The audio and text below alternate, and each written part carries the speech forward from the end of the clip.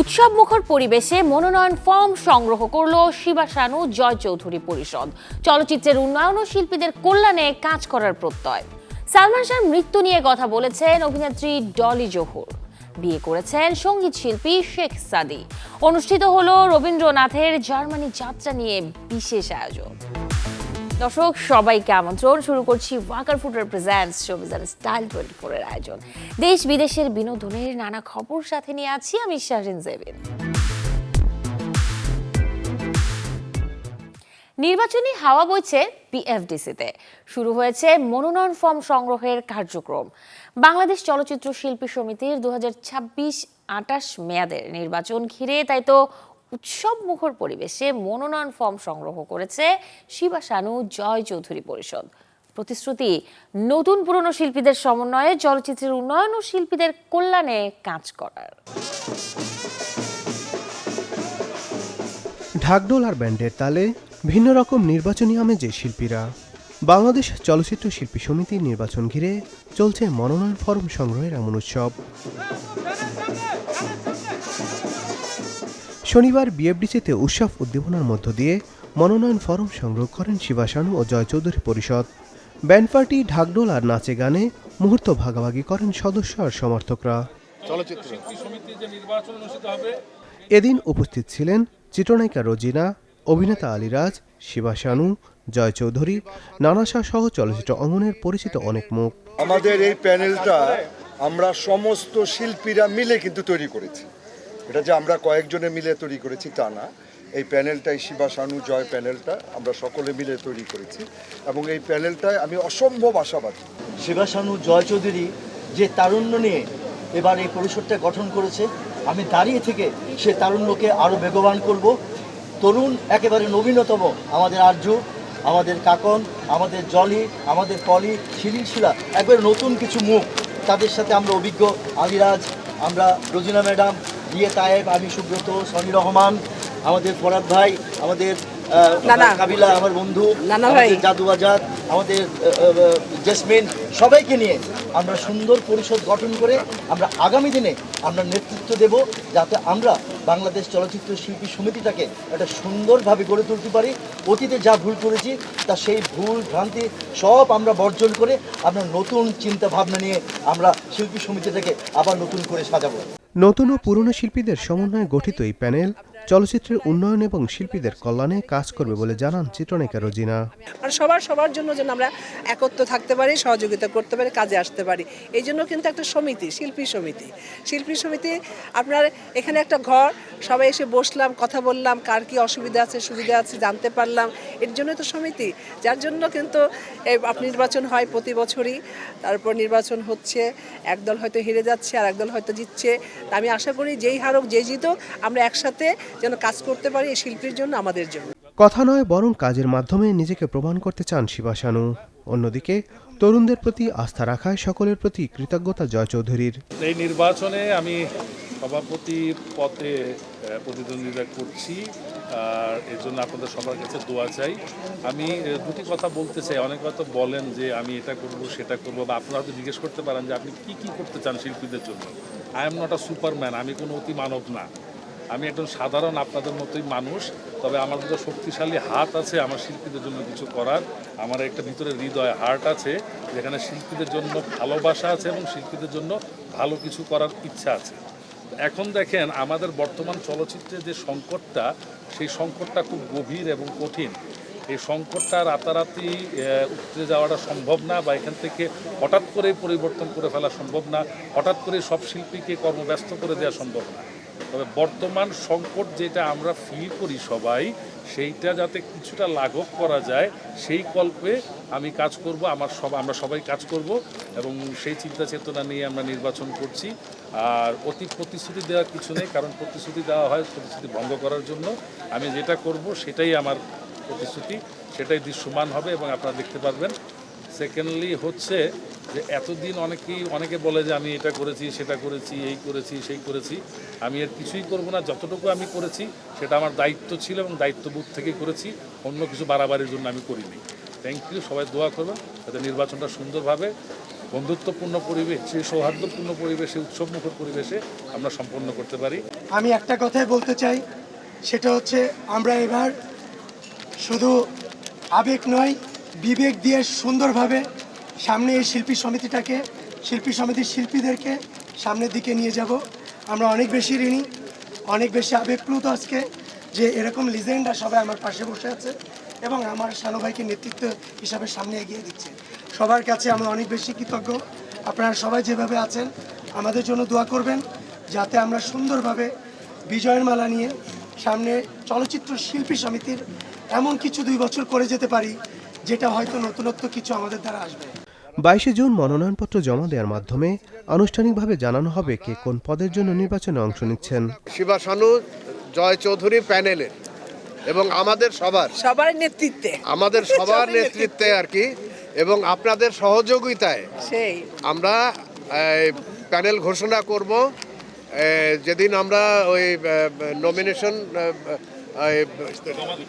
জমা দেব আর কি, কয় তারিখে, 22 তারিখে, সেদিনই আপনারা জানতে পারবেন ইনশাল্লাহ। শিল্পীরা যাকে ইচ্ছে তাকে ভোট দেবেন। একটি সুষ্ঠু, সুন্দর ও গ্রহণযোগ্য নির্বাচন প্রত্যাশা সবার।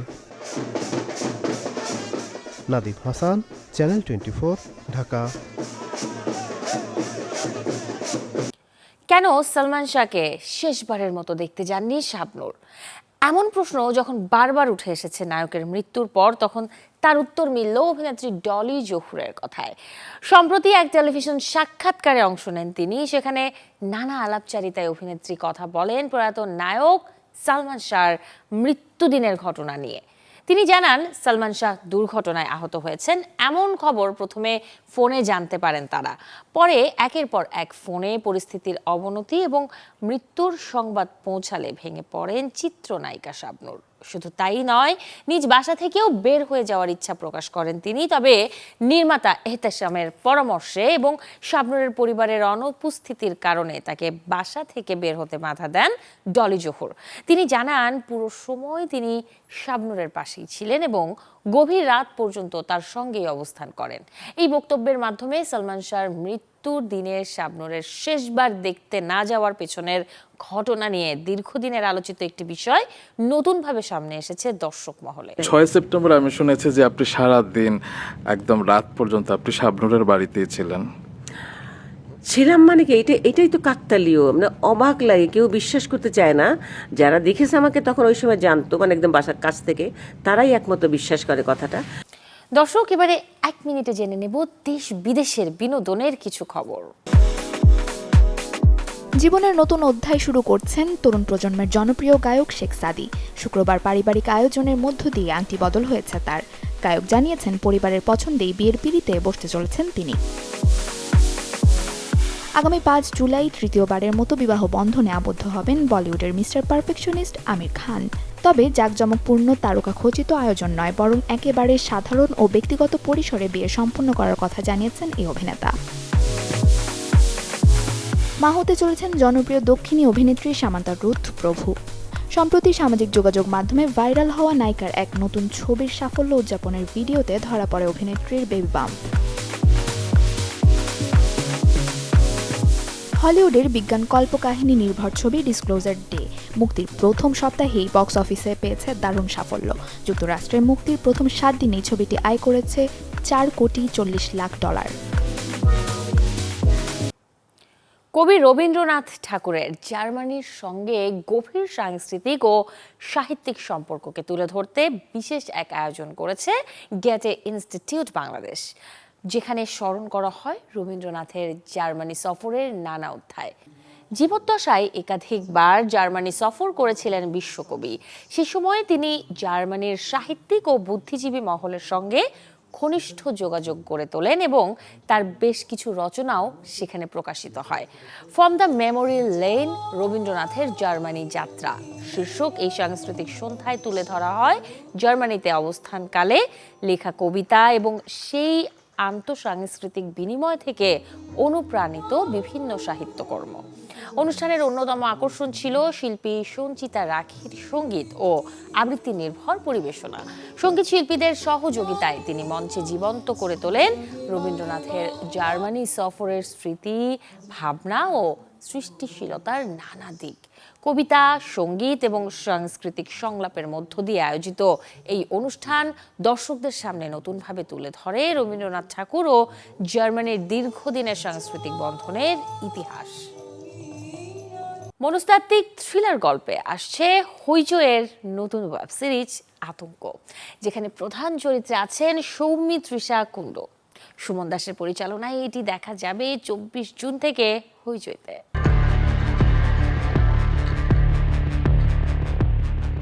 কখনো সত্য লুকিয়ে থাকে সম্পর্কে নীরব দেয়ালে, আবার কখনো অতীতের ভয়াল ছায়া ভেঙে বেরিয়ে আসে বর্তমানের বাস্তবতায়। সেই দ্বন্দ্ব, সন্দেহ আর মানবিক অস্থিরতার গল্প নিয়ে ফিরছে হইচইয়ের নতুন ওয়েব সিরিজ আতঙ্ক। শাখা প্রশাখা নাটকের সাফল্যের পর হইচই টিভির দ্বিতীয় সিরিজ হিসেবে আসছে আতঙ্ক, যেখানে মুখ্য ভূমিকায় রয়েছেন অভিনেত্রী সৌমি তৃষা কুণ্ড। মিঠাই সিরিয়ালের জনপ্রিয় চরিত্রের পর এবার হইচইয়ের আগের কাজে কালরাত্রির মাধ্যমে পরিচিতি পাওয়া এই অভিনেত্রী এবার হাজির হচ্ছেন আরও গভীর, আরও জটিল এক চরিত্রে। 6 পর্বের এই সিরিজটি শুরু হবে আগামী জুন থেকে। প্রতি বুধবার করে নতুন পর্ব প্রকাশিত হবে 15 জুলাই পর্যন্ত। গল্পের কেন্দ্রে রয়েছেন এক ট্রমায় আক্রান্ত নারী, যার জীবন ধীরে ধীরে ভেঙে পড়তে শুরু করে যখন তিনি তার স্বামী, পরিবারের ঘনিষ্ঠ 2 ব্যক্তির বিরুদ্ধে গুরুতর অভিযোগ তোলেন। সেই অভিযোগ ঘিরেই প্রশ্ন ওঠে, তিনি কি একটু লুকানো সত্য প্রকাশ করছে, নাকি অতীতের ট্রমা তাকে বাস্তবতা থেকে বিচ্ছিন্ন করে দিচ্ছে?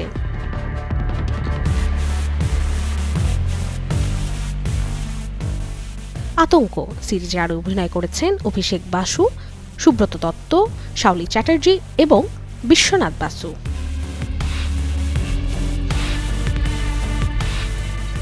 Desk report, channel 24।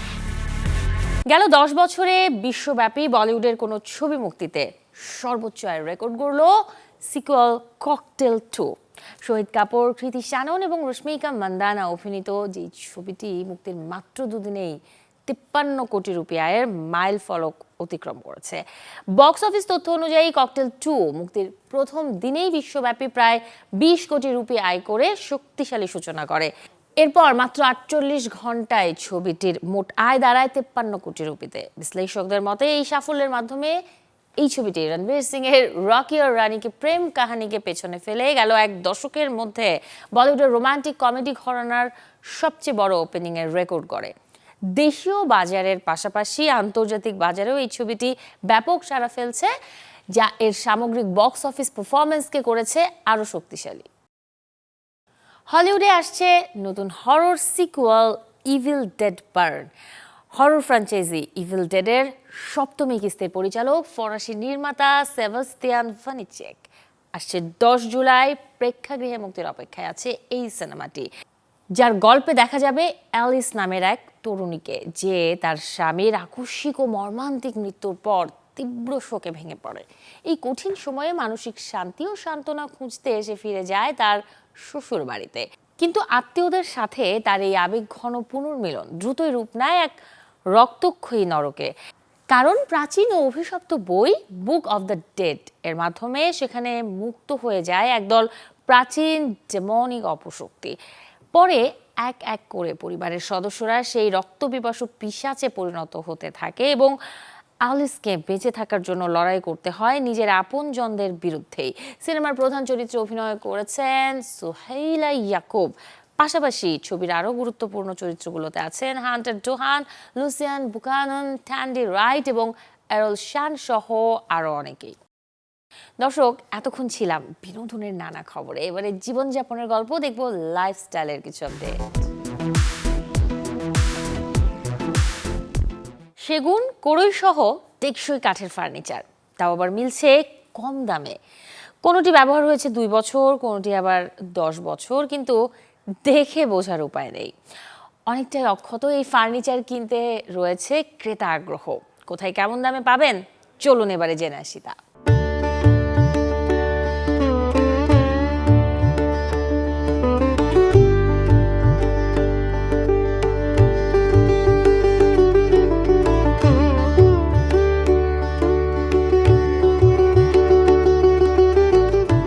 কাঠের খাট, আলমারি, ডাইনিং টেবিল মিলছে মাত্র 15 থেকে 20 হাজার টাকার মধ্যেই। নতুনের দাম যা হয়তো ছিল 50 কিংবা 70,000 টাকা। সেগুন, কড়াই কাঠের দামি দামি সব ফার্নিচার 2, 5 কিংবা 10 বছর ব্যবহারের পরেও রয়েছে নতুনের মতো। ক্রেতাদের চাহিদা অনুযায়ী রং আর ডিজাইনে পরিবর্তন করছেন বিক্রেতারা।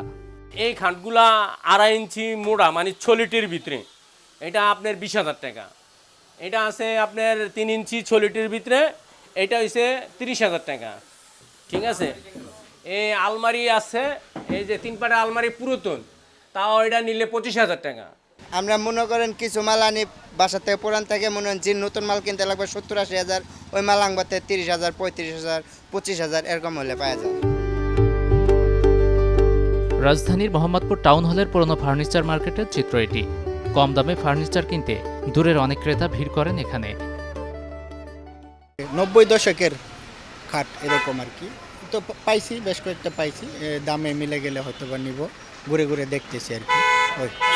আমি একটা খাট কিনেছি, এটা হচ্ছে যে 4 হাত আর হচ্ছে যে 5 হাত এরকমের, তো মোটামুটি রিজনেবল প্রাইসের ভিতরেই ওনারা করেছে। এটা হচ্ছে যে শিল করাই, এটাকে বলে ওনাদের ভাষায় হচ্ছে শিল করাই আর কি। মোটামুটি 15,000 এরকমের। কম দামে ফার্নিচার বিক্রি করলেও খরচ বেড়েছে আগের থেকে বেশি। বিক্রেতাদের অভিযোগ, রং আর আনুষঙ্গিক জিনিসের দাম বেড়েছে দ্বিগুণ। যে নকশা দরকার হয় ওটা নকশা করে আনি, আর যেটা না হয় এইভাবে চলে ওটা এইভাবেই বিক্রি করে দিই। 20 বছর আগে এটা মডেলটা ওল্ড হয়ে গেছে, ওর পর আর বানায় নাই। তাতে আইডিয়া করা যায় যে ঠিক আছে, আপনার বাসায় তো কতদিন ইউজ করছেন আমি জানি না, তবে মডেলের ব্যাপারে যদি জানতে চান তাহলে আমি বলবো যে এটা 20 বছর আগে কমসে কম। ঠিক আছে, 20 বছর পরে এগুলো কেউ বানায় নাই। আর এখন যা অবস্থায় আছে, ঠিক আছে, আল্লাহর রহমতে, ঠিক আছে, একজনের নাতিপুতির লাইফ চলে যাবো মানে নিশ্চিন্তে। শুধু পুরনো ফার্নিচার কেনা নয়, চাইলে যে কেউ বাসায় থাকা পুরনো ফার্নিচার রঙিন করে নেয়ার পাশাপাশি বিক্রি করতে পারবেন এখানে। গাজী আনিস, চ্যানেল 24, ঢাকা।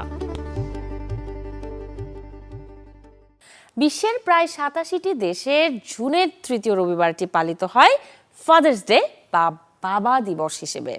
দিনটি মূলত উদযাপন করা হয় বাবাদের প্রতি ভালোবাসা, সম্মান ও কৃতজ্ঞতার বহিঃপ্রকাশে। তবে কিভাবে এলো এই দিন উদযাপনের ইতিহাস? দর্শক, এবারে জানাবো সেই গল্পটা। যুক্তরাষ্ট্রের এক সৈনিকের কন্যা সোনোরা খুব অল্প বয়সে মাকে হারান। তার বাবা উইলিয়াম জ্যাকসন স্মার্ট 6 সন্তানকে একা হাতে বড় করেছেন। 1909 সালে একদিন চার্চে আন্না জার্ভিসের মা দিবস সম্পর্কে একটি ধর্মীয় ভাষণ শোনার পর সোনোরা উৎসাহিত হয়ে যাজকদের কাছে আবেদন করেন, পিতাদের প্রতি সম্মান জানাতে এইরকম একটা ছুটি থাকা উচিত। তার বাবার জন্মদিন ছিল 5 জুন। শুরুতে এই দিনটিতে করার পরিকল্পনা থাকলেও পরবর্তীতে তা পিছিয়ে যায় জুনের 3য় রবিবারে। সোনোরা ও তার সঙ্গীরা ফাদার্স ডের সরকারি স্বীকৃতির জন্য দশকের পর দশক প্রচার চালিয়ে গেছেন। 1920-এর দশকে সোনোরা শিকাগোর আর্ট ইনস্টিটিউটে পড়াশোনা করার কারণে ফাদার্স ডে উদযাপনের এই প্রচারটিতে ভাটা পড়ে। বছর দশেক পর সোনোরা আবার স্পোকানে ফিরে আসেন এবং জাতীয় পর্যায়ে এই সচেতনতা বাড়াতে আবারও প্রচার শুরু করেন। 1916 সালে রাষ্ট্রপতি উইড্রো উইলসন ফাদার্স ডে উদযাপনে স্পোকানে গিয়ে একে অফিসিয়াল করতে চেয়েও ব্যর্থ হন। কিন্তু 1924 সালে তৎকালীন মার্কিন রাষ্ট্রপতি ক্যালভিন কুলিস জাতীয় পর্যায়ে ফাদার্স ডে পালনের পরামর্শ দেন। 1957 সালে মেইন অঙ্গরাজ্যের সিনেটর মার্গারেট চেস স্মিথ তাঁর লিখিত প্রস্তাবে কংগ্রেসের প্রতি মায়েদের সম্মান করতে গিয়ে 40 বছর ধরে বাবাদের অবজ্ঞা করার অভিযোগ আনেন। 1966 সালে মার্কিন প্রেসিডেন্ট লিন্ডন ডি জনসন জুনের 3য় রোববারকে ফাদার্স ডে ছুটি হিসেবে ঘোষণা করেন। এরও 6 বছর পর 1972 সালে রাষ্ট্রপতি রিচার্ড নিক্সনের আইনি স্বাক্ষরে রাষ্ট্রীয় উদ্যোগে পিতৃদিবস উদযাপন শুরু হয় যুক্তরাষ্ট্রে। এভাবেই পরবর্তীতে বিশ্বের 87টি দেশে ফাদার্স ডে উদযাপন শুরু হয়। এই দিনটি মূলত বাবাদের প্রতি আবেগ, ভালোবাসা ও কৃতজ্ঞতা প্রকাশের দিন। মূর্ছনৈশী, চ্যানেল 24। বাবা দিবস উপলক্ষে সন্তান ও বাবার সম্পর্কের এক চেনা এবং ভিন্ন ধর্মীয় মিষ্টি গল্প নিয়ে এক নতুন ওবিসি প্রকাশ করেছে গ্রিএসি, যেখানে বাবার চিরন্তন স্নেহের পাশাপাশি উঠে এসেছে সন্তানকে জীবনের আসল কমফোর্টের সংজ্ঞা শেখানোর এক দারুণ গল্প। গ্রিএসির ব্র্যান্ড স্লোগান একটু বেশি কমফোর্টেবল। এই ভাবনার সাথে ওবিসির গল্পের মেলবন্ধন রাখা হয়েছে। আর এই ওবিসিটি নির্মাণ করেছেন জনপ্রিয় পরিচালক অনম বিশ্বাস, সাথে কাজ করেছে বিজ্ঞাপনী সংস্থা ক্রসওভার কমিউনিকেশন। কাদামাটি আর রঙের জাদুঘরি ছোঁয়ায় প্রাণহীন কাঠামোকে জীবন্ত করে তোলার এক আদিম ও শৈল্পিক মাধ্যম মৃৎ ও প্রতিমা শিল্প। তাই তো বাংলার কারুশিল্পীদের সঠিক মূল্যায়নে সবসময় কাজ করে আসছে বাংলাদেশ জাতীয় কারুশিল্প পরিষদ, যার ধারাবাহিকতায় এবার ক্রাফটস ভিলেজেস আজীবন সম্মাননা 2023 প্রদান করা হলো বরেণ্য প্রতিমা শিল্পী হরিপদ পালকে। নরম মাটির মণ্ড আর শিল্পীর হাতের সুনিপুণ ছোঁয়ায় ফুটে ওঠে বাংলার লোক ঐতিহ্যের অন্যতম প্রাচীন ধারা মৃৎ ও প্রতিমা শিল্প। নানা প্রতিকূলতার মাঝেও পূর্বপুরুষের এই ঐতিহ্যকে আজও টিকিয়ে রেখেছেন এ দেশের প্রান্তিক শিল্পীরা। তাদেরই একজন আশুলিয়ার কুণ্ডলিয়া গ্রামের বরেণ্য প্রতিমা শিল্পী হরিপদ পাল। গেল কয়েক দশকের নিরলস সাধনার স্বীকৃতিস্বরূপ গেল শনিবার ধানমন্ডির বেঙ্গল শিল্পালয়ে তার হাতে তুলে দেওয়া হলো ক্রাফটস ভিলেজেস আজীবন সম্মাননা 2023। কৃপা করেন আমি যেন যতক্ষণ আমাকে ঠাকুর রাখে আমি যেন শিল্পকর্মের মাধ্যমে জাগৃত করে ঈশ্বরের অনুভূতি জাগৃত করে দিই, সেইটি আমার প্রার্থনা।